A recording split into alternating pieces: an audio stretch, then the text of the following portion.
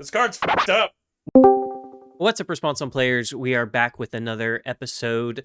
We've got an exciting one for you today. There have been some reveals for the new King of Fighter Challenger decks, so we're going to take a look at them, have a good time, and see which ones are going to be the best. Before we get into that, though, I'm James, and joining me is... Andrew. I'm chilling in the water. It's kind of nice over here. Brian, I'm just wearing my floaties. I don't see any floaties on you. Well, I can't swim, so I got floaties on me somewhere. In case you haven't heard, some exciting news. We did hear about some reveals for the King of Fighter Challenger decks. Both Team Hero and Team Rivals were revealed very recently. So we're going to take some time and look through them. We're going to start off with, we'll save the best for last. So we'll start off with Team Hero.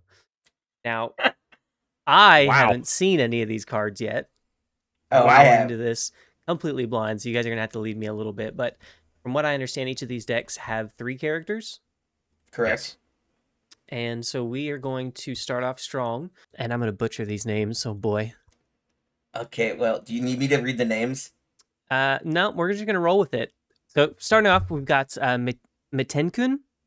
Meitenkun, Prodigy, who is a 5 hand size, 36 health character with the symbols air, earth, and good, and has the ability response commit. After your non-throw attack deals 2 or more damage, draw 3 cards. And the form ability, once per turn, and tenacious.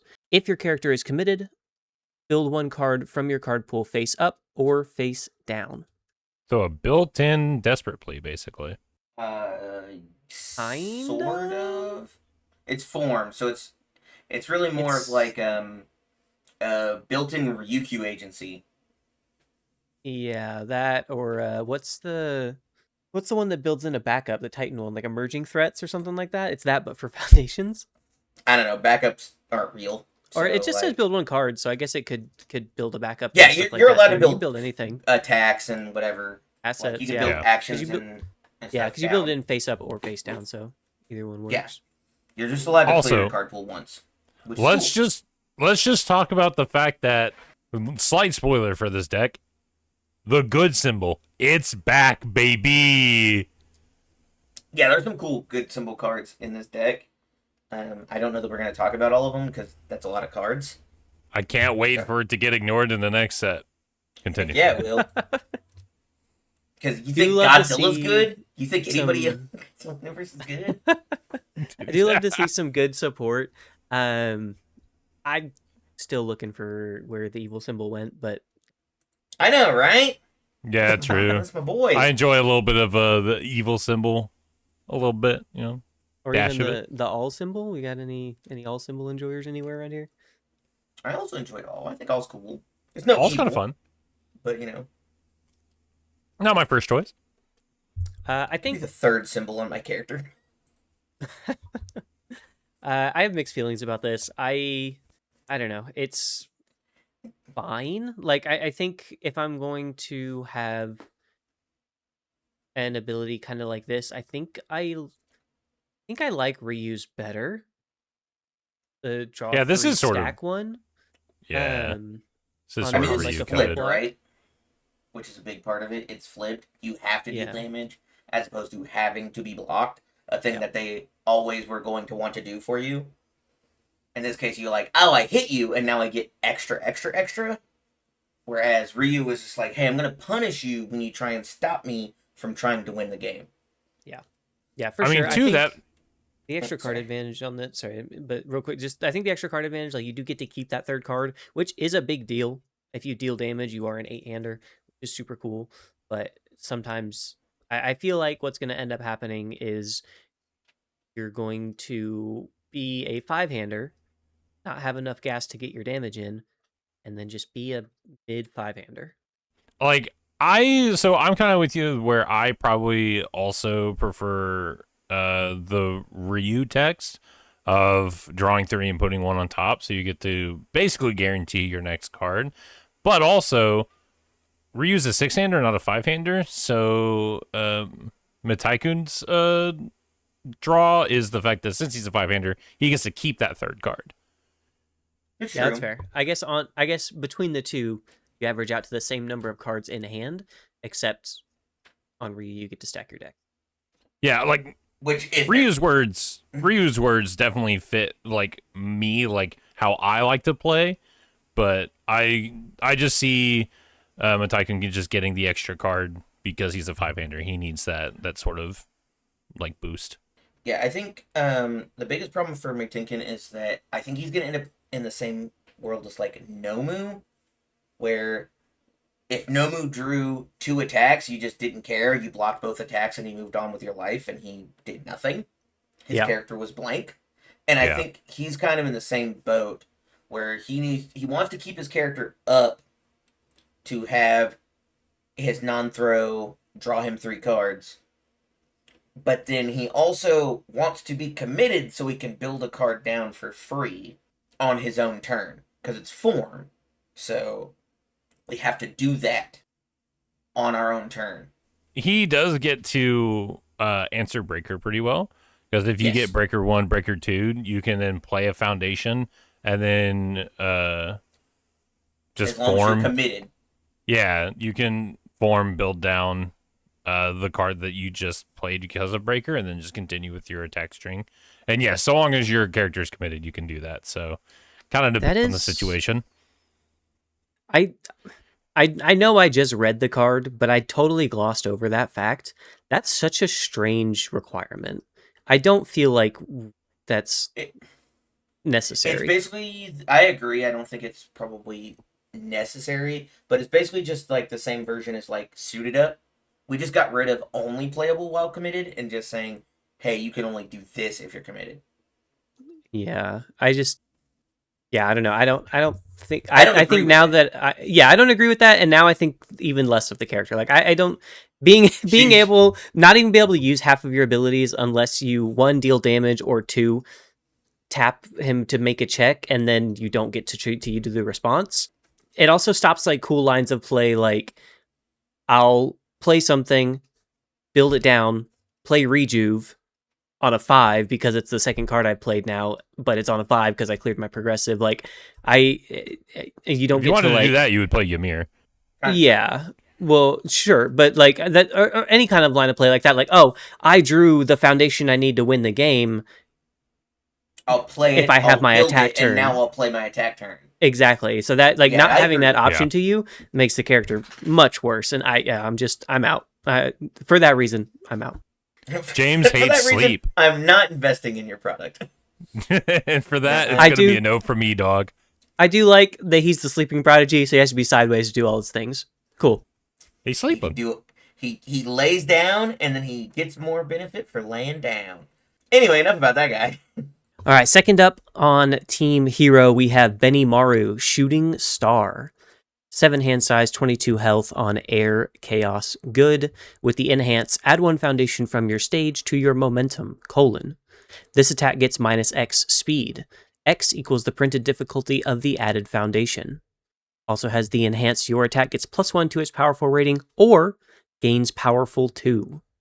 These words are pretty cool. Also, that hairstyle. This feels like this guy wanted to be Paul Phoenix, but wanted to just have taller hair.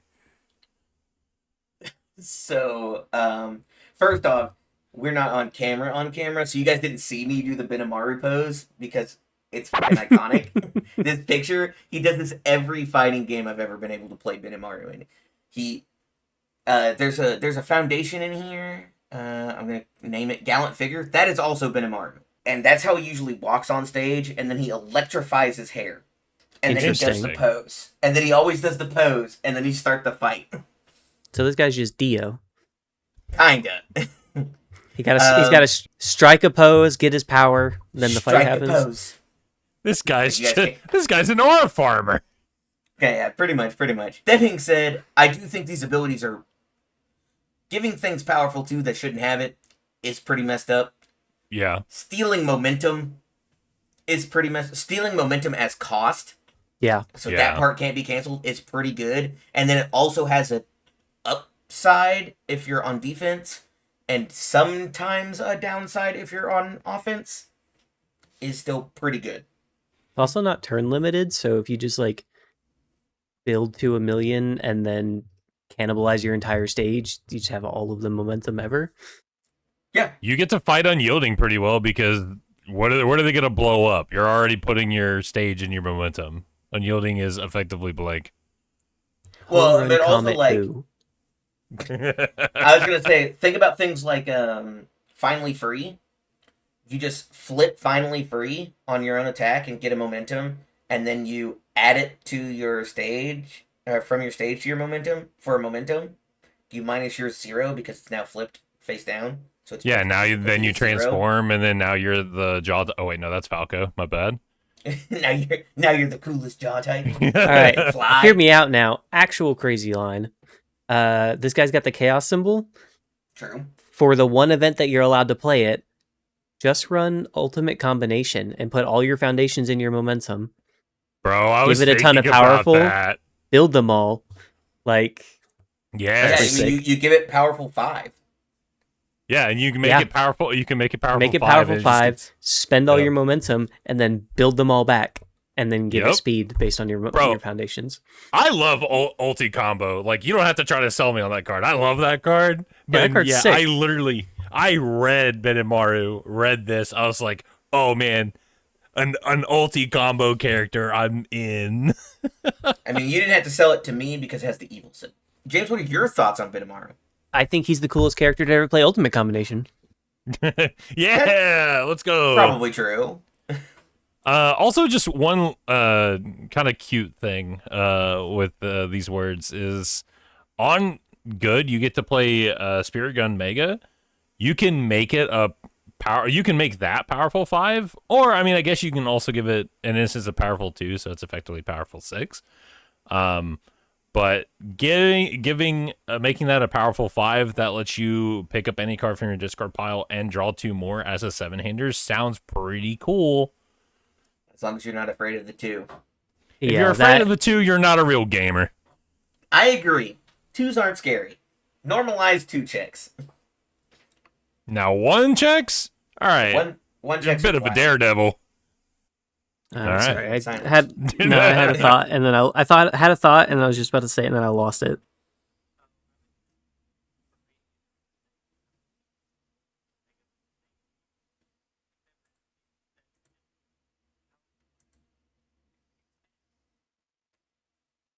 How would you powerful 5 twice?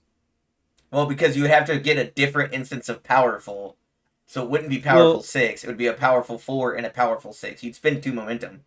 It would be powerful. It would be powerful 4 and then powerful 2, which is 6. Whereas you can just make it powerful 5 and spend 2 momentum for 10 damage, rather than giving it powerful 2 and spend 2 momentum. I said you could do that. I didn't say you should. But I don't think you can. I think that's against the law. That's a terrible idea. I said you could. I didn't say you should. I said you could, not should. All in all, I think Benimaru is probably the best out of these characters. He's got relevant words for certain cards. His defense is fraudulent at best. So he may just die. Yeah, his defense is tricky. He has some real defense, which is cool. Like, you basically traditional block the first one, and then you're like allowed to put away big cards into your momentum on defense for additional minus speed once they're committed. So like, there's some cool ideas for sure. Yeah, it's tricky. Like, it is. They are real defense words, but with how you interact with it, it can be very tricky and dangerous, because if you get too overzealous with it, you're just going to end up debuilding yourself, and you're not going to have much for when you need to go for the kill. One cool thing you can do, again, only for the one event, but one cool thing you can do, Vast Hybrid, you, rather than using its own ability to put it in momentum, you can put it in momentum with Benimaru, give -3 speed, and because it's in a face-up zone, it will go and face up, and then you get your plus to the check. How are you doing that? Vast Hybrid, the foundation, the 3-dip foundation. Yeah. Oh, you meant the foundation. Yes, I immediately finished with Chimera Kraken mentally in my head. And I was like, how are you doing that? And Brian's like, wait a minute, are you cheating? Are you like, what are you talking about? Yes, No, if you Foundation. actually decide to just look at this character and be like, what if I cheated? Hey, best character I ever played. Was a cheater. Cheats. All the best characters cheat. Not all the best players cheat, but all the best characters cheat. All the cool kids do it. All the cool kids are doing it. I will say Benimaru, of course, suffers from 7 hand size, in which we're now in a world where the 7 hand size problem is sometimes you just get murdered. Yeah. For free. The 7 hand size problem is... That used to not be a thing. The 7 hand size problem is everybody else's health went up 5 to 7 points. Yours went up 2. 2. Exactly. Yeah. I mean, also looking at Benimaru, like, these words are cool. I think between both decks 7-handers, I think I'm going to go with Isla from the rival deck, because she just fits more of the mold of how I like to play. We haven't talked We don't know about who's her in the yet. rival deck yet. Spoilers. Anyway, Shun'ei, amped up Illusionist, is a 6-hand size, 30 health, on air, fire, good, with the enhance once per turn, mill 2. Build 1 card with Thruster Vision in its name from your discard pile committed, and enhance sacrifice 1 foundation. This attack gets +1 damage for each card in your card pool, maximum 5. Okay, so James, you start with this and tell me why you hate this card. Because it's useless. This guy doesn't do anything. I think. This guy. So there's 3 cards that say Thruster Vision that you can build. They all add themselves to the card pool, increasing your progressive, and do things. 1 gives minus speed, 1 gives plus speed, and 1 draws a card. Yeah. So you're adding to your progressive, so it's really... And then you also... I guess it's tenacious, so you get to tap it first, which is fine. But also, if you're building it in sideways, you don't get to do it. So it's -3 speed. Well, no, so you don't get to tap it as a cost because you built it in sideways. So it's -3 speed, but it adds 1 to your progressive and debuilds you a foundation. So it's -1 speed, kind of. Like the one that's minus a speed is -3, so it's -2. Right. Well, that's what I'm saying. So it minuses you, or it adds to your progressive, which makes it -2 speed, and then it debuilds itself, which you weren't going to be able to tap it as a foundation anyway. So yes and no. Like it's like -1.5 speed. It's kind of how I'm looking at it. Like it's like, I don't know. It doesn't seem that amazing. +1 progressive for +2 speed does not seem that good to me. I don't know. Maybe I guess if it gets you over the line and it kills them, it's good. But like everything's good then, right? Yeah, like then every card's amazing. Good. Yeah. It's like the worst part of go for the win at that point, because definitely you'd be like, oh, you passed +2 speed, dummy. Yeah, like you won. It's just a worse. That was amazing. It's just a worse version of the 3 difficulty action that gives like +3/+3 on the same symbol on air. Like no, not the one I was thinking. Sure. No, the one from Attack on Titan. Yeah, supported from your friends. Yeah, that gives 2/2, but yeah, 2/2, sure. So yeah, it's just a worse version of that. And then the other one draws a card, which is a fine ability. Stuff 1, draw 1. If you're done with your turn, that's fine, I guess. But like, also you could do that on their turn. Yeah, and those are the only 3 cards that he's allowed to build with his ability. And then the other ability, sack 1 for +1 for each card in your card pool, is like not it. I mean, there's just so like you're on your 3rd attack, you give +3 damage. There are so many easier ways that don't debuild you, that aren't conditional like that just give 3 damage. Like, I don't know. It seems very lackluster. I think Shun'ei does fall a little flat in the fact that he is gated behind a very specific archetype, like with Yusuke with spirit cards or Caleb needing spells. I think that already, like I read that and was already kind of cringing. These words are interesting for what it is. Like for what it's worth, these are cool words, but I agree that like it could be just lackluster compared to the options we have already. I think on that, like, even in those examples, like, we can always print more spells. We can always put spirit in a card's name if we want to. Unless we get more KOF specifically, we are never printing another card that says Thruster Vision something. I promise you. So, like, these are the only 3 cards he's ever going to be able to build.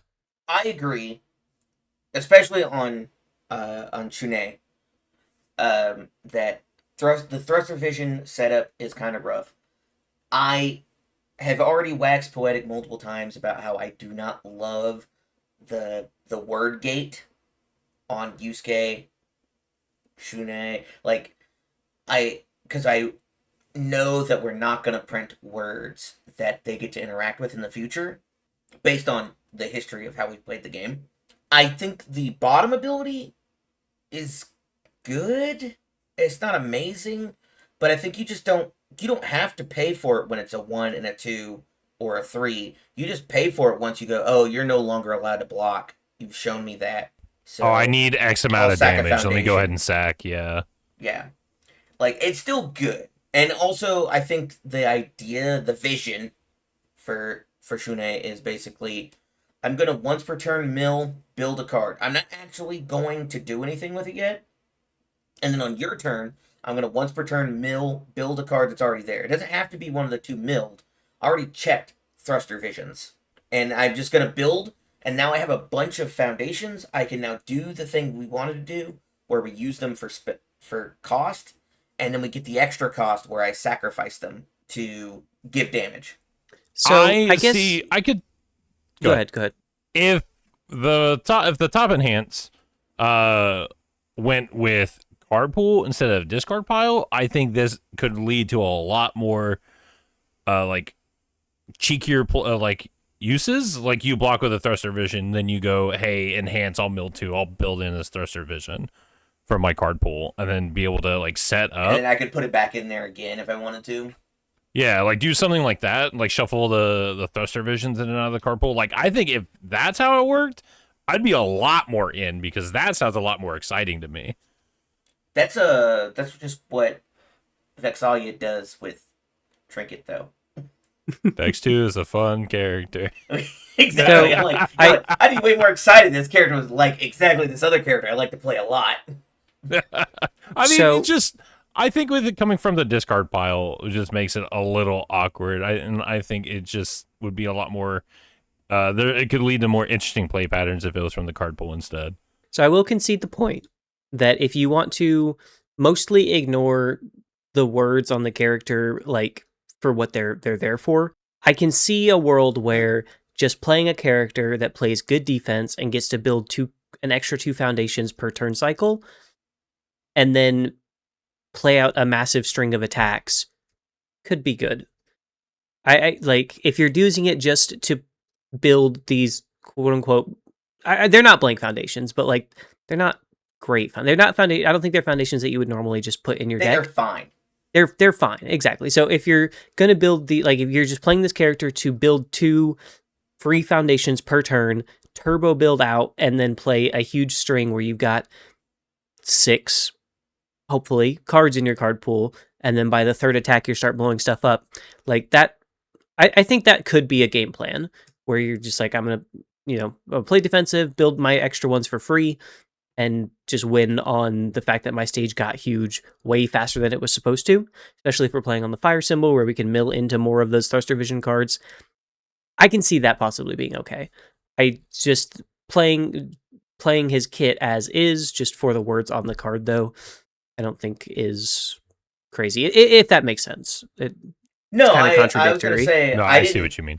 I didn't add the final caveat in which I think this character is fine. Like, if you want to do that idea where you just go, okay, I'm going to play smart, I'm just going to build 2 free foundations, and then on turn 3, I'm going to try and go for it because I can give +5. I can give basically 3, 4, and 5, which is a lot of damage. +12 is a lot. Mm-hmm. If you're able to hit it. If you know they're all going to hit, like, hit a 7, an 8, and a 9 kills a 7-hander, right? Possibly kills anybody else if you hit anything on the first turn. There's a world where that's fine, but you're committed to this build out play defense plan and trying to win on turn 3 or 4, which is fine. I think that's an idea that they're trying to play around. But I'm not excited by him because he doesn't have other ways to cheat in Foundations to like really try and get there. There's some good cards that do it now, so maybe I'm wrong and there's enough cheatable cards into your card pool, or not your card pool, but into your stage that you then blow up for damage that you don't care. But I'm not seeing it yet. Yeah, it's kind of have to see it in action. All right. And with that, that's going to be the end of the characters for the Team Hero deck. Let's go ahead and take a moment. We're going to look at the ultra rare attacks from the deck, see if they maybe pump up some of the ideas that we've had for the characters, or maybe raise our thoughts on the characters and see if they're any better with their kits. The first one that we have is going to be Meitenkun's. It is Cho Geki Ho. It is a 5 difficulty, 3 check, 2 mid block, 5 high for 5 with the good attuned symbol. It is a charge, and it has response, spend 1 momentum, : after you play this card, your rival commits 2 foundations, and blitz, : if you have 8 or more foundations, this attack gets +3 damage. This is really cool because the response can be used whether you're playing it as an attack or block. If you're playing as a block, it's basically showdown with you have to spend the momentum, but your rival has to tap too. So it's slightly worse showdown because you don't get to pick the 2 cards that your rival taps down. But you could also use it on offense to tap them down too. So you basically say, hey, at response speed, stun 2. Yeah, that's actually super cool. I didn't consider that. I was assuming it was, when you play the card or when you play the attack, not play the card. So yeah, playing this on block is really cool, especially since it's got a mid block, so you can block anything with it and then just make them commit to. Even if you don't get to pick the foundations, sometimes commit to is crippling. Oh yeah, I agree. It's just obviously showdown is better because it just says, all right, if you're going to continue this turn, you're going to have to do without your 2 cool offensive pieces. Or your 2 defensive pieces. I do agree. Yeah. Obviously, this is it's not as good, and I think it's not as good because it's basically just spend a momentum, guaranteed breaker 2. You spent 2 more than you thought you would, which I think is good. I think that's a really cool ability. I'm excited for this card as far as like a defensive piece. I am not super excited to play this card as an attack. Yeah, I think as an attack, it's not too exciting. I mean, again, like I said, you can stun 2 at response speed, which can matter, and then it getting 3 damage if you have 8 or more foundations, so it becomes a 5 high 8 before doing any other sort of enhances to buff the stats, which is not. I mean, it's not bad. Like 5 high 8, like that could be enough sometimes. But I agree that for a UR. Maybe there could have been a bit more to it. I mean, I just think, like, if this was a card that just actually said 5 high 8 stun 2, I would want to play it more than if it said, or like, I guess it was if it said like, if it was a 5 high 8 with the same response, like yeah. I think it would be chill. Also, since this is a symbol that Benimaru has, because all 3 of the characters share good, you can't, if you're playing this in Benimaru, you can just say, hey, this will get powerful too. I will give it 2 more damage. It is a 5 high 10 now, and you are 2 foundations short. Except you're probably never ever touching 8 foundations, 8 or more foundations as a Benimaru. That's fair. That is just fair. Saying, like, based on the reason you're gonna have a momentum always, you probably don't have 8 or more. You could probably open with it and have a, like, but you're probably just spending the momentum on this and then getting a new momentum for a later effect. And just going, yeah, man, it's a fake 7 for 8, block it. And then figuring it out. I think it's fine. I think it's cool. On defense, I think it's a really cool thing. Like, I think this is really cool on defense. I'm just not excited to play this as an attack. The next one, however, though. Hell yeah. Oh, this next one. Next up, we've got Upward Rai-kou. It is a 4 difficulty, 3 check with a 0 high block. It is a 4 mid for 4 on the air attuned symbols with powerful 3, charge, and punch. has the responsibility, after this card is blocked, clear one card from your card pool for each momentum spent to pay the cost of this attack's powerful ability, max 3. This card's fucked up. What? Yes. What? This card is why. Excuse me? This card is terrifying in Benimaru. Yeah. Which makes sense because it's his dumb face just like blowing up some dude with an electric ball. I mean, it's air attuned, and air's already like clearing cards, so it just can help you extend. Like, you can have multiple attack strings in one turn, and you can play this on a 6. If they block it because you make it threatening enough, you just say, "All right, I'm cleaning my plate. We're going back in with more attacks." Yeah, you make it a 4 mid for 13, and then if they block it, you clear all 3 cards in your card pool. 4 mid for 13? Why would you do that? You're Benimaru. It's a 4 mid for 16. Sure. Yeah. Also, it just says blocked, so if they happen to partial it, they're taking half of that, and you still get to clear the card pool. And it doesn't say other, so it can clear itself. Yeah, this one's just insane. This is probably going to go in most things that can run it. Like, this is kind of crazy. This card is going to be in a tournament winning list. Maybe not. I can see it. It might not be in the world's winning list, but it's going to be in a winning list before it rotates. This card is wild. This card's crazy good. Trying to think of, like, characters that can run it and, like, take good use of it, and, like... Rodan, just kill them. Or if they somehow block it, I get rid of it all and I kill you anyway on the follow-ups. Yeah, like, Rodan's good. I was thinking, like, Bridget, because she is already clearing stuff and putting it in momentum.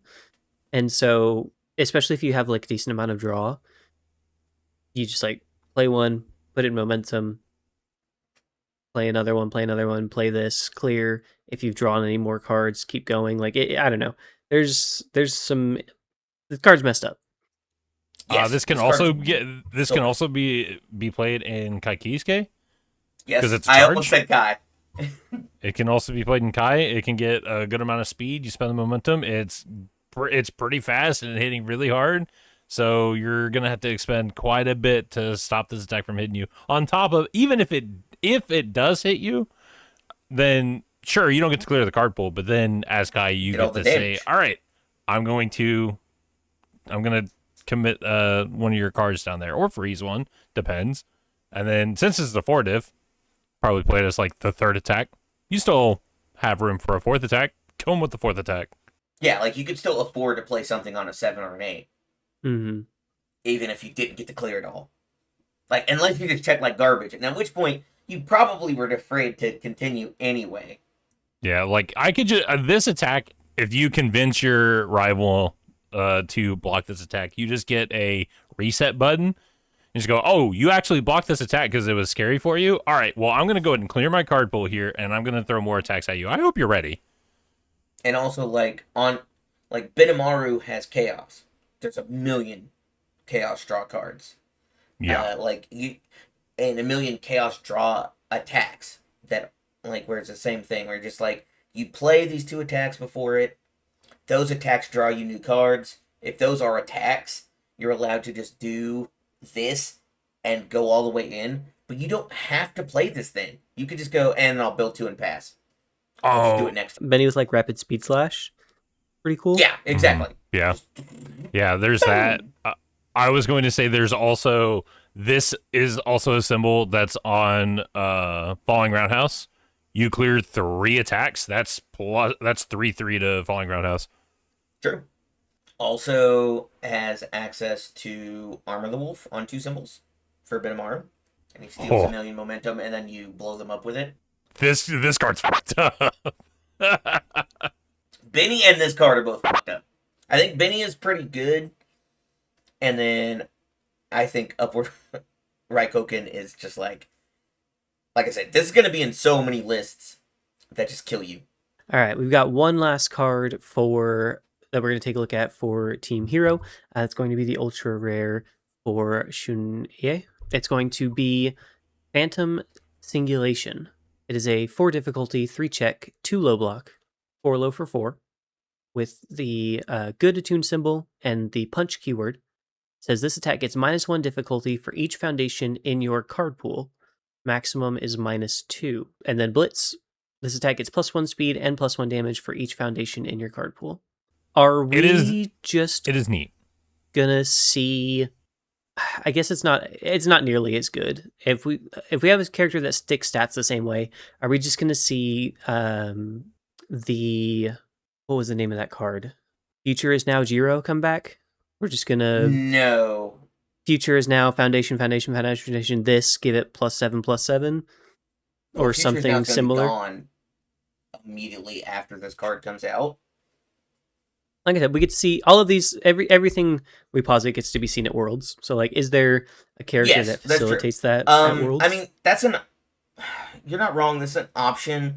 Personally, I think it just lets you, because it's only -2. The posit that makes sense to me is something along the lines of, like, I build 4 cards that are guaranteed to pass. I play this on a 6.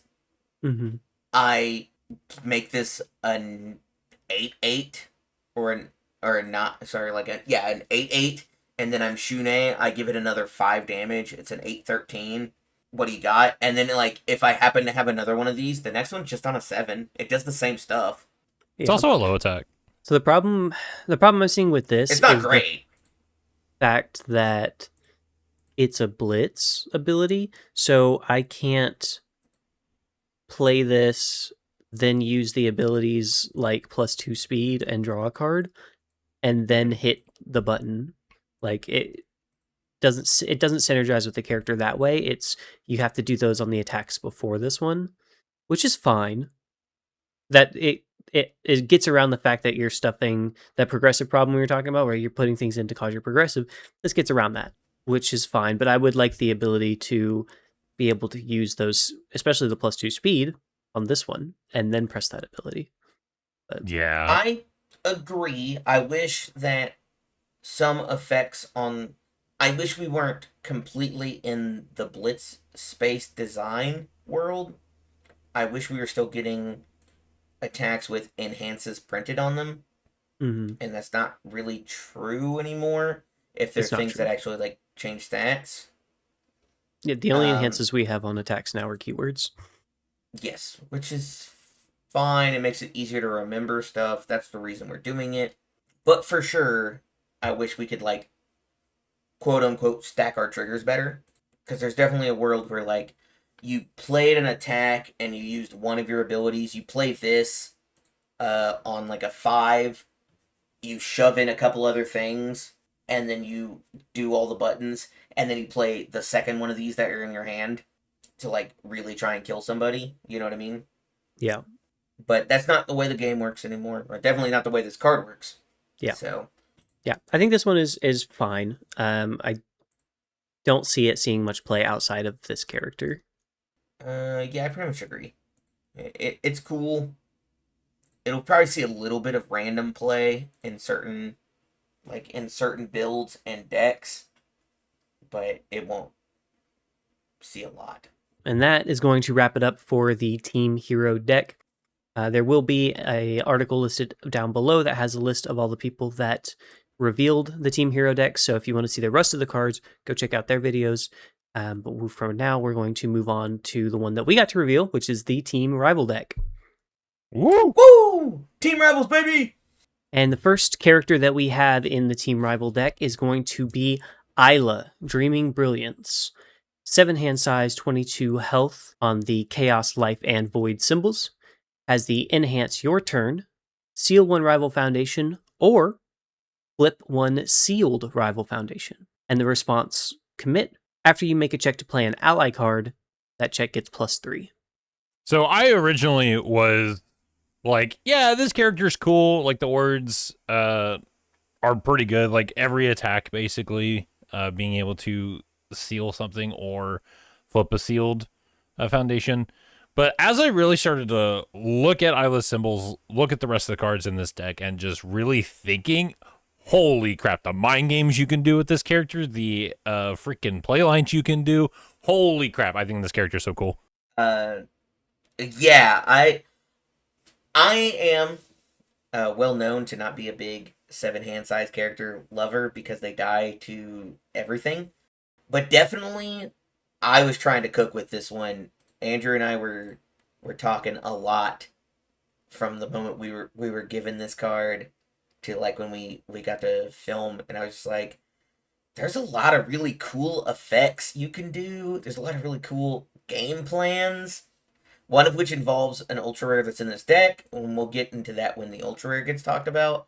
Removing a thing that you would want to seal over and over by just playing a card that already seals it, and then you just going, I'll never have to talk about that card again, please, is so strong. Yeah. And also, because she has Void, she gets access to Megalomania, secret from Guilty Gear. So you can open with Mega, seal something with Mega, and then if you want to, with Isla, you can just say, all right, I'm going to go ahead and flip it. I don't have to worry about it anymore. Like, I turned it off for this turn, but now I'm saying, no, it's turned off for the rest of this game. Or you seal 2, and the beginning of your next attack, everything gets +1/+1. Yeah, exactly. Like, with Isla, the static on Megalomania is a lot more consistent. Like, It's so live. Yeah, it's just going to be live a lot quicker. It's going to be more consistent, and actually something you can try to play around if you need the extra stats, especially for Isla who can't give stats, so that 1/1 can help. Yeah, everybody knows that Shoto 4 is probably one of my favorite characters that's ever been printed. I love sealing things. I think it's just rude as hell, and I think it's a lot of fun. It's turbo rude.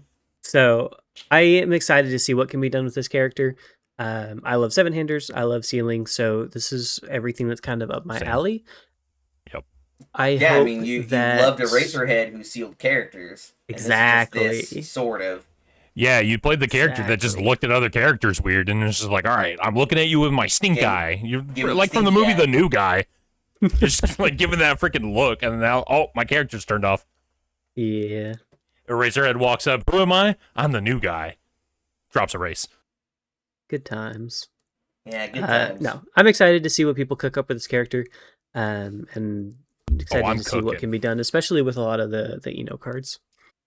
I'm that cooking. Too. Mm-hmm. I want to bring up a thing that Andrew and I talked about a little bit as well, where Andrew's been really trying to cook on this character for the last couple days, and I've just been like his springboard of ideas, and each symbol has this thing where he goes, well, this card's really good and could create this really wild effect, and I go, yeah, that makes sense, that sounds really messed up.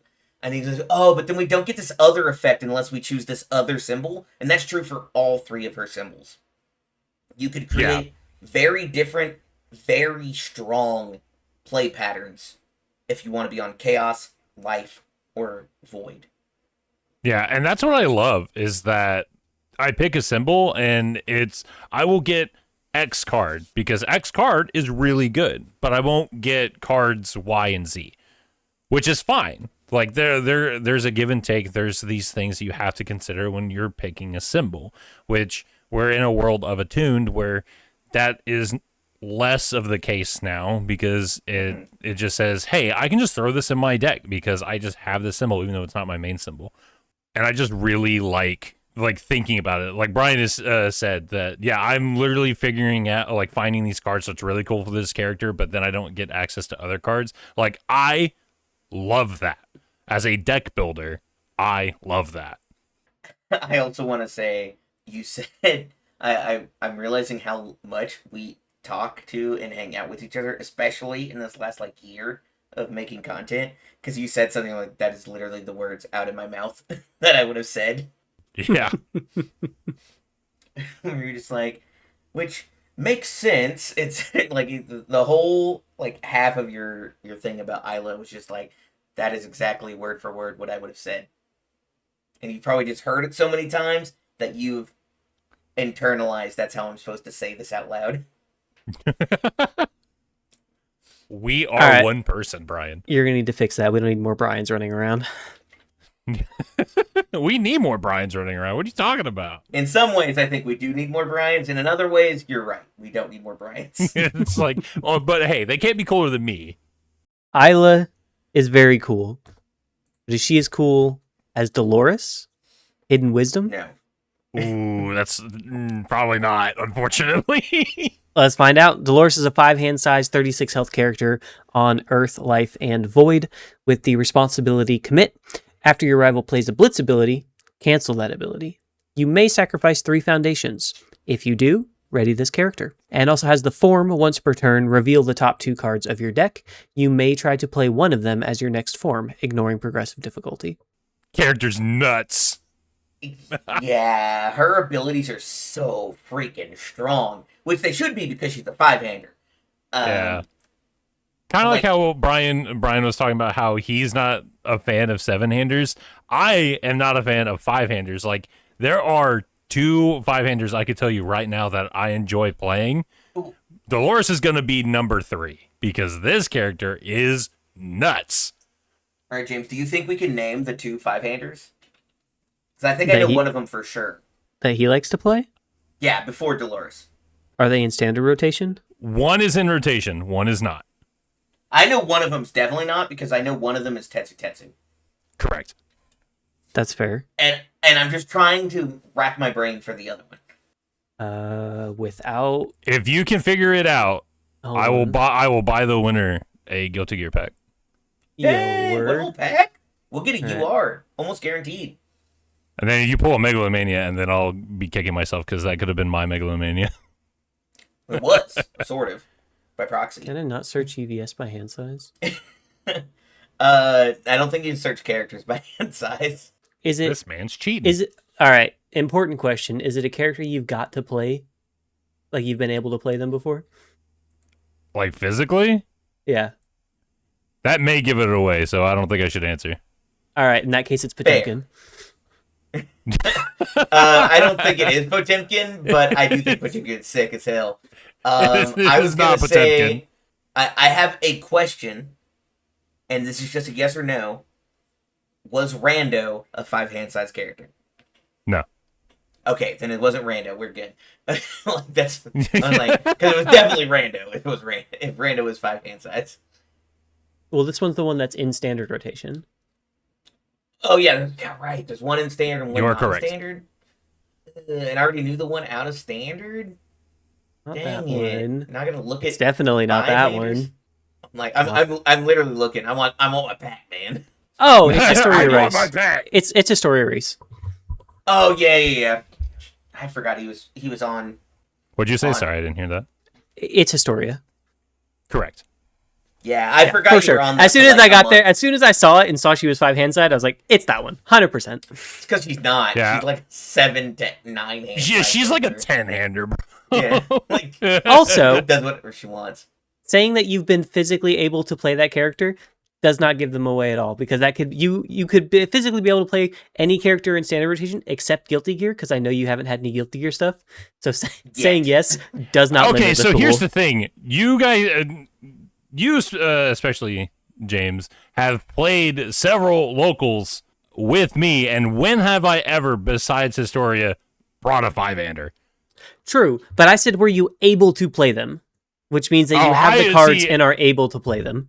I took that as have you played them physically before? Like, no. I meant, do you own the card? Can you play them? Which, to be fair, would have helped in some ways because I knew you played Tetsu. You and I played a match where you played Tetsu. I remember. And Bro, this is so sick. cool, and I was like, yeah, that seems cool. I remember Tetsu's being sick. at locals and not having a deck, and he's like, I've got Tetsu. I'm like, you got anything else? Well, you were wrong because Tetsu's cool. Yeah, no, that deck was sick. Like, That deck I was built fun it, as I was hell. playing it, I was like, bro, I can't believe I'm having fun playing a 5-hander. This is crazy. Yeah, I really thought that was the time I was going to indoctrinate him, and then he was like, I'm going to play this. I'm going to play Bakugo 2 now, and I'm like, those aren't the same, but okay. Oh, man. That's a different kind of dark era of my life. Anyway, Excited, Dolores. and then I was We very got disappointed. way off Dolores. topic. Yeah, like, Dolores is a sick fucking 5-hander. cool. Yeah. Canceling blitzes is just Explain, like strong. because I'm fine on this character right now. All right. Okay. So, do you Explain. want to do it or do you want me to do it? No, you explain it. All right, cool. Reasons why I think Dolores is cool. First, good health. Mm-hmm. Second, really cool symbols. I'm a big fan of the Earth symbol and the Void symbol, so we got those going on with us. I do think response cancel a blitz when there's some really messed up blitzes in our game, and there's no way we don't get future messed up blitzes in our game, is good. You also may then choose to go, I'll Genkai's myself and ready it, and I'll cancel another blitz. And then, of course, the form once per turn. Look at the top two, decide which one you're checking, decide which one you're playing. You also don't have to do either one of those. It's also by form, so there's a thing you can technically do where let's say you reveal 2 attacks, on the right symbols, on Void, you could then put both attacks down, say, I'm going to play this attack ignoring progressive, and then I'm going to use treasure hunting, or plundering, to draw the other one, and now I'm going to check blind, and I've shown you both attacks I'm about to play, because that's also at form speed. This, That's fair. it's just really cool. Also, you can, going second, you just form and just reveal a cool foundation and build it, ignoring progressive. Yeah. Yeah, you can do that at the end of, you've already built, 3-4 cards, and then you go cool form. Mm-hmm. Okay. Yeah, you're allowed to go both directions, which is really cool. You could just build out hard on turn 1, 2, and then on turn 3, you're just I don't know, let me see if I showed an attack to you. Yeah. Yeah, that's fair. I guess I wasn't thinking with treasure hunting, she's kind of almost like a 7-hander. Yes, with treasure hunting, there's another one that's form draw. There is one in this deck. Yes, there's another one in the deck. So there's 8 cards. There's 8 spam foundations that draw a card at form speed on Void. Yeah. Or 2 cards you can run forward, I should say. Okay. Yeah, that definitely makes it a bit better. I don't know. So my biggest problem, I guess, right now is there's no, other than just having extra card advantage, which sometimes is enough. There's no inherent advantage that helps you win the game. You don't get extra stats. You don't get advantage on their stages like you do with Isla, or in other parts of their game plan like you do with the next character we'll see. It's just kind of at the luck of what you draw, and then you're hoping that the words on your cards are enough. And I don't know, with as many stats as some characters give and things like that change the actual state of the game, I don't know if that's going to be enough, is my only whole drawback. Oh, so and that's the thing, though, is that's the formula you gotta solve. That's the equation you gotta solve here. Since she doesn't give stats on her face, your attacks, your foundations, those cards are gonna have to do it. You're gonna have to find the stats there. On top of using the form, going back to the form, you can string out a couple of attacks and then go, okay, well, I'll form, because maybe on somewhere on these symbols, you can set up the top of your deck and go, oh, I know there's an attack on top of there. I'm going to form. Hey, here's another one. It's going to ignore progressive. You pull an overhaul, basically. Yeah, and you play do it. Overhaul once per turn, which is crazy, because she does have 2 symbols that maximum overhaul is on. So she does get that for a little bit. For a small amount of time. I think the big thing is, because she has the cancel, a rare canceling blitzes is not common, and having available multiple times per turn if you need it is cool. But also just in general, just going, I'm going to stop this and I'm going to let it go. I think I agree that she doesn't give great stats on her own, but I do think she has a good defensive game plan to try and get there, or try to get there. And she has some health to try and live until she gets the other key pieces on her stage to go off and try and win. Yeah, that's fair. I'm not saying it's bad. I can see a problem where you build a really good defensive that never kills anybody, though. You just play the 60 card good pile, right? This is the best 60 cards on Earth, Life, Void, And you just go, well, here you go. They're all bangers. I can't be wrong. No matter what I show you, it's going to be amazing. Let's take a quick peek at our last character here. We have Heidern, Hard-Boiled Assassin. 6 hand size, 30 health. Death, Life, and Void are the symbols. Has the Enhance. This attack gets +1 speed. If you have exactly 3 attacks in your card pool, your rival reveals their hand. They discard all non-attack cards revealed this way. Also has the response: after you play your first attack card this turn, that card does not count towards progressive difficulty this turn. This character is dope. This character is also really cool. This is kind of insane. This one, I'm totally in on. I mean, I love giving the +1 speed. I kind of sat here and went, is there a cool way I could just make a goofy-ass mill character Heidern, where I just go, discard everything, discard all your non-attacks.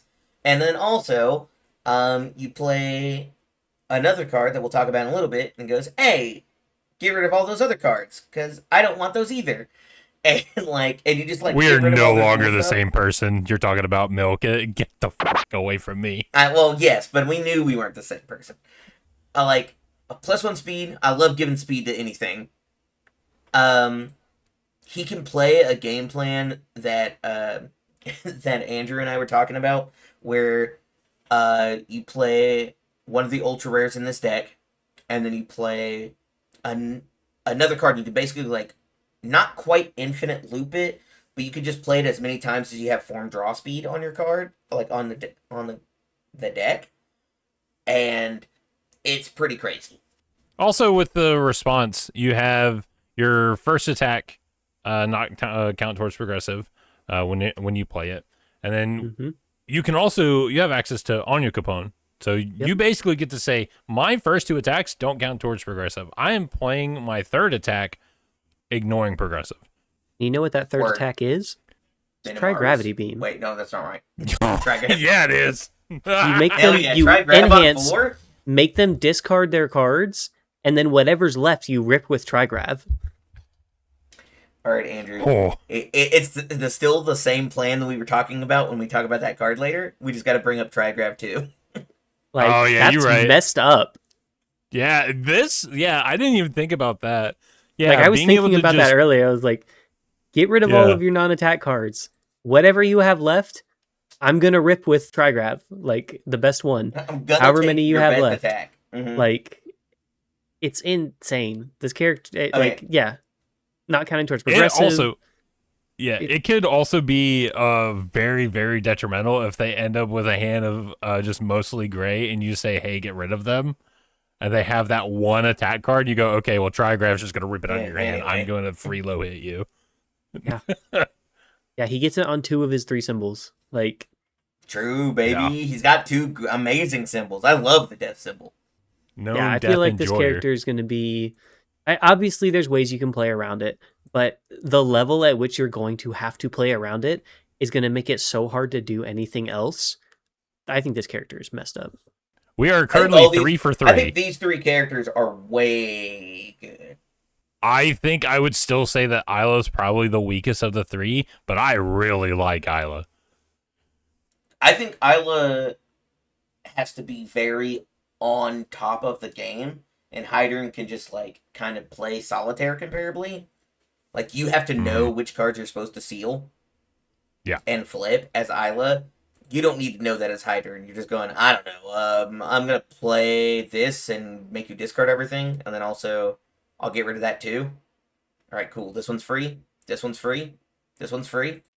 It's pretty crazy. Let's take a look at their kits, though. We'll get into the first ultra rare attack, this one being Isla's. It is Wild Style. It is a 5 difficulty, 3 check, 2 low block, 3 high for 7 on the Void Attuned symbol, with Powerful 2 and Ally. Has the Blitz, Seal 1 Rival Foundation, period. This attack gets +1 speed for each of your rival's sealed foundations. And the Blitz, your check to play an ally attack gets +1. Excuse me, your next check to play an ally attack gets +1. If your rival has 3 or more sealed cards, it gets +2 instead. I like this. I mean, obviously, it's got Isla's face on it. It's great for Isla. A 3 high for 7, that can be pretty fast because you're just going to be sealing a bunch of cards in their stage. So it's gonna be pretty fast, hitting it at a good rate of 7, and it's got powerful too, so you can up it even more. Like, this card's good. I like it. Yeah, I think it's good in exactly Isla and Eno. Yeah, and I think that's fine. The two characters I'm already considering trying to figure out a way to play. Like, we've hit the jackpot, baby. We, as in me and Brian. Yeah, I'm like, we're back on the same train. Jackpot. I do think the Blitz, your ally gets +1 or +2 on a follow-up, is really good. This is not my favorite of the URs we're going to talk about from this deck, but it's really good, in my opinion.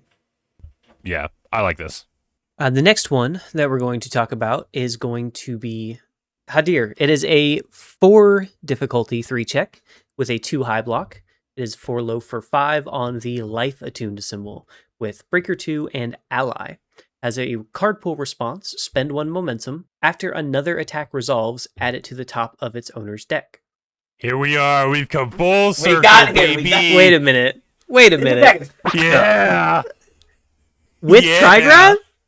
Yeah. That's what you're saying. I was like, hey, you just ripped there. Also bring up Trigraph. Okay, so you get rid of their non-attacks. You then selectively pick whatever mid-block they have left. Mm-hmm. Wait, it's just after it resolves, not after it deals... Yeah. Correct. Holy... or whatever. So they block it, you pick it up. They don't block it, you pick it up. Oh my gosh. This card is messed up. We were cooking so hard with... We're just like, okay, well, how do you just, like, abuse Hadir? So we were like, well, what tension cards are we allowed to play that just let us over and over just repeat that tension card as many times as we have form draw? Yeah, and it doesn't count towards progressive. Yeah, you keep putting it on top. You keep putting it on top of the deck. You draw it. You play the tension attack. You get that momentum. You spend with Hadir, and then you just keep doing it so long as you have draws. Oh my goodness. Yeah, this card is messed up. I will say, didn't completely glossed over the fact it has Breaker 2. Actually, yeah, it's also a really good cool block. And also, technically, the card pull effect is usable on your opponent's turn. Yeah, so if you have a reversal, yeah, you can reversal them, put the reversal on top. So the real cool thing is you can do it on the same attack. So you Breaker 2 them with Hadir, you spin the momentum, and you put it back on top, and you go, hey man, you're going to check a 1. What do you want to do? That too, yeah. Oh my god, this is this card I've ever seen. Yeah, this is like card that's gonna this might be the most. This might be the most pushed card they've ever written. I think the Benimaru one is slightly more pushed because it's gonna win in a much more like what the hell kind of way. That's true. It's gonna that one's really good. You're gonna feel more upset when somebody wins. I don't know. Maybe you won't feel more upset. I won't even be mad when this happens to me. I'll be like, yeah, that's sick as fuck, man. Yeah, no, Hadir and Rai-kou are just like the URs from these two decks. I'm just like, these are so cool. Find somebody with life and air so you can really fuck somebody up. I read this attack and I was, at first, admittedly, I was like, oh, I mean, yeah, there's something cool there. And then Brian and I just really started to get in the freaking weeds with it. I was like, oh no, this card is just messed up. All right, hear me out now. Jin from Dark Tournament. Life, Air, Void. I'm already out. Life, Air, Void. You get this, you get the Benimaru attack, and you get all of the form draws. That's true. It is true. You do those things. That's the special sauce you were looking for. He has life, which also means you can choose life and do what's his you can get final test for an extra set of form draws. It doesn't have life. Does he not have life? Am I wrong? Final test is Genkai's card. It's all. You're right. It's not Yusuke's card. It's Genkai's card. Yeah. Yeah, it's Genkai's card. Yeah, you're right. All good order. I mentally flipped it. So it's not as messed up. You can't get 12 form draws. That would be really crazy. But like you were saying for like Heidern, you just make this one not count as your first one. You play the second one, and if you think it's going to be the one you want to loop, you don't on Yakapone, and you just loop it.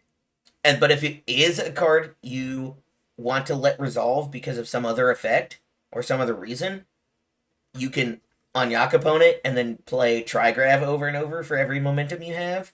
All right, and hold on. I loot their hand and then kill them with something else. On Just the hear life the symbol. reading. Yep. Yeah, sorry, I had to double check. Well, okay, it doesn't matter. You can play. You do it on life or death if you're playing Heidern, because that's probably the character you're trying to do this with. Yeah, You play All Might's mentorship, and then Hadir, and then your Trigrav or whatever. And as long Trigrav as cares about attacks. Or sure, you play whatever to do the Trigrav, but then it draw discards after you deal damage. So you rip the only after you do all of the stuff, you rip the whatever full block they have. Yeah, and then this is your loop. You don't have to have form draw. All Might Mentorship does it for you. So you just have the momentum to put it back on top. No, mentorship will trigger on damage. Hadir triggers when it resolves. You would have to respond with All Might first. Oh. Yeah. That's lame. All right. I'm like, the reason we want forms is because we can wait for it to finish. We're not cutting it all. We want to teach our followers as well. Yeah, we want to show them that you can cook. Whether it's bad, jank, really good, fucked up, doesn't matter. They're allowed to cook. We give everybody cooking license here. Yeah, they gave me a license. I mean, come on. Everybody's seen my decks.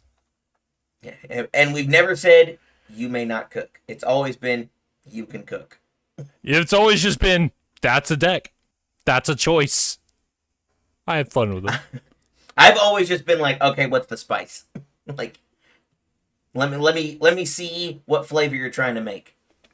Yeah, is it garlic? Is it thyme? Is it like what's the seasoning here? Anyway, James, we can keep doing this for a while. We could hype each other up, but I think your biggest roadblock is not going to be the form draws. It's going to be the momentum. But that's why the tension card was the one we were doing first. Oh, sure. Makes sense. Yeah, because you're getting the tension, you're getting that momentum. And also, the one void tension card, because I wanted to do this in Isla, makes your opponent mill 3, and then you remove a card from their discard pile. So you just remove all their attacks as you repeat it infinitely. Pseudo infinitely.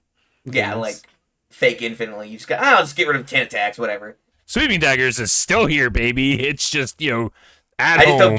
I just don't get to do the things that it does, which I think is way more fair. Just saying. Yes. I get rid of it, I don't copy it, and then also go, you're getting punished for playing cool-ass attacks.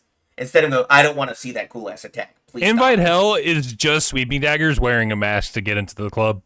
And hiding a fraction of its power. All right. With all that nonsense out of the way, we'll move on to our final card. We have Heidern End. 5 difficulty, 3 check, 1 mid block, 3 mid for 7 with the void symbol. Void attuned. With EX2, charge, and weapon as the keywords, it has a blitz. Spend 1 momentum. Your rival reveals their hand. They discard all attack cards revealed this way. Your rival then draws 1 card for each card discarded this way. Actual reading is your rival draws 1 card for each of the discarded attacks. And then has a response. After this attack is blocked, seal 1 rival foundation. This is just the other half of Heidern. So play this. Play something else. Play Trigrav. Do the thing we already talked about. I mean, honestly, you play this as a fake 7. So you get to make them... Because his thing is it response? Yeah, it's enhanced. So you get to play this on a fake 7. You make the first 2 not count. You play it on a 5. You spin the momentum. They discard all attacks, draw, and then you go discard every single one of your foundations. How many attacks do you still have in hand?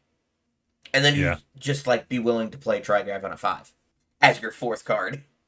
You would play it on a 4 because if you first one doesn't count, you own your Capone. The second one, Trigrav is the 4th attack. It's on. It's on a 5. Never mind. Yeah, it's not a 3 div. Yeah, it's not a 3 div. Holy! If it was a 3 div, oh my god! Trigrav is so terrifying. Yeah, I don't know. I think you still, personally, I think you open with this one because if they were holding any defensive, this is attack cards. So there are some attack cards that have tricks and stuff like that. So that's where all the breakers and stuff are. Yeah, you would get rid of those, and then they redraw, and hopefully their hand's full of foundations, and then on your third attack, you then get to get rid of all of their foundations. It also or non-attack asks cards for and stuff like itself that. to be blocked with a meh speed bonus. Like, it has meh speed and good damage. It just says, hey, you want to put a card in front of this? And then, of course, it wants to be blocked because it has the response. Hey, I was blocked.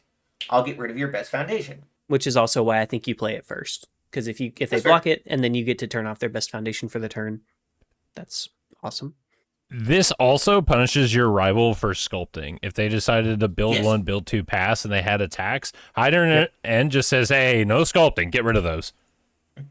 Well, you get to find out what kind of sculpting game they're doing on the first attack. So you go, Heidern's in, I'll spend the momentum, and they don't discard anything, you go, okay, I'll build 3 and pass. Like when they held 5 of their 7. It doesn't matter. They reveal their hand. That's the crazy thing. Both of these effects reveal their hand. You get to know what they're sculpting. Well, that's what I'm saying. It's like if they just show you that they were holding a bunch of blocks so that they could like have you attack into them, you can just go, okay, you're right. I'm not gonna attack. I'm gonna build 3 and pass. What are you gonna do? The best you can do is 2 attacks. I have 30 health. Yeah. This you like build your whole hand and go, I don't care. Yeah, I think this card's dope. Yeah, all of the. It's no Hadir. I think Hadir is fucked up. Yeah, but it's cool. I think this card's good. Yeah, there's a lot going on. I think Heidern is definitely the coolest character in this deck. He's just got so much going on, and just plays the game a lot. I don't know about a lot differently, but he forces your opponent to play differently. Yeah, exactly. My favorite characters make my opponent have to play the game in a different way than they thought they were going to. Yep. And then I go, how much have you practiced this matchup? Yeah, I think then I lose to the really good players. Yeah, I'm like, I think all 3 characters in this deck are really cool. Yeah. Like, I will say, actually, in these 2 decks, there's only like 2 characters where if they told me, hey, if someone told me this character won a regional, where I'd be like, what does that deck look like? I would not be surprised if Isla or Dolores or Heidern topped a regional, or won a regional, because I think their effect is very strong. Yeah. I don't know. I'll have to see what the decks look like. I think I'd be a little surprised with Isla. I don't know. I think you just win the die roll and you just go nuts. Yeah. Your opponent has no abilities, and then on your turn you go, well, you still have no abilities, but I'll kill you. Anyway. I think the rival deck is very well put together. It's very synergistic. I think all of the characters have very good abilities. I am super excited for this one. And if you want to check out the rest of the cards, check out our review. Or if you don't like us for some reason, but got all the way to the end of this video, the article link for all the heroes also have all the rivals. Other people who reveal rivals. So you can watch theirs instead. Fun fact, every link goes back to us. Based. I believe Sam. Ours. Yeah, I'm like, please like us and subscribe to us and comment about how cool we are. But I was going to say, Sam, I believe, also revealed rivals. I haven't watched that video yet as of time of recording. I probably will watch it literally when we finish this recording. But it's probably good. Shoutouts. Yeah. I believe Sam Tate, great guy. All right, and that is going to wrap up our coverage of the Team Hero and Team Rival decks. Again, like we've said, there's a link down below. If you want to see the rest of the cards, go check out the creators that made those, and hopefully you'll check out ours for Team Rival. Before we wrap up, we did have a question on one of our previous videos. I wanted to take a small moment to answer that and hopefully bring some more people into the game. The question was, I don't see much of a reason to invest in this game compared to other more established TCGs. What would you argue is the greatest selling point of it compared to, say, MTG or Flesh and Blood? I have an answer. Card gaming is a hobby, and we want to have fun with our hobbies.